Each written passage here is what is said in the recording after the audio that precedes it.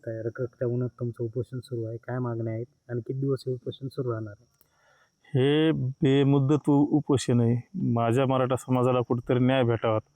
ह्या ज्या 2 मागण्या होत्या, ह्या 2 मागण्यासाठी जरांगे पाटलांनी गुलाल उधळला. गावगाव DJ लावला, मात्या मावल्या आनंदाच्या भरात नाचल्या. एक तर आमच्या माता मावल्याचा कधी पदूर पडत नाही, पण जरांगेमुळं आनंदात नाचले ते सर्वात मोठं पाप झालं आमच्याकडून. आणि हे सर्वात आमचं फायदा होणार हे आरक्षण आहे, EWS आरक्षण हे मनोज जरांगेमुळं गेलं.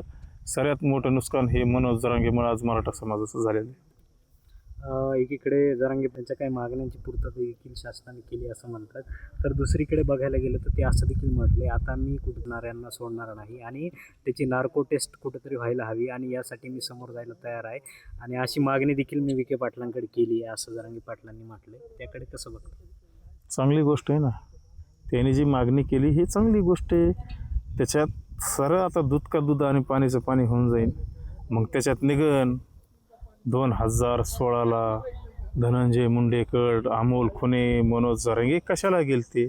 मग त्याच्यात एवढं बी निघन धनंजय मुंडेने 20 लाख रुपये मनोज जरांगेला दिलेले. त्या नार्को टेस्टमध्ये तर निघनच ना. इकडं जयदत्त अण्णा क्षीरसागरकडं अमोल खुने, मनोज जरांगे त्यांची टोळी शिवा संघटना त्या टायमाला कशाला गेलते. त्यांनी किती पैसे निघले ते बी निघन.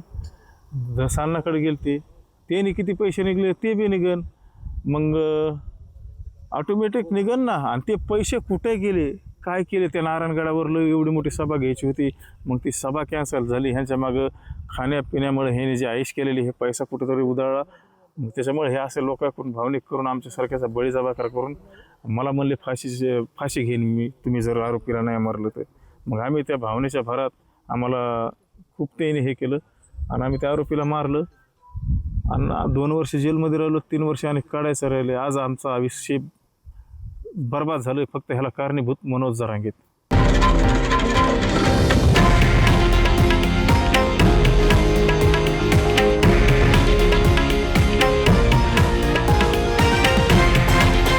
हे आहे देशातील नंबर 1 न्यूज नेटवर्क आणि आपण पाहत आहात TV9 मराठी, एकमेव.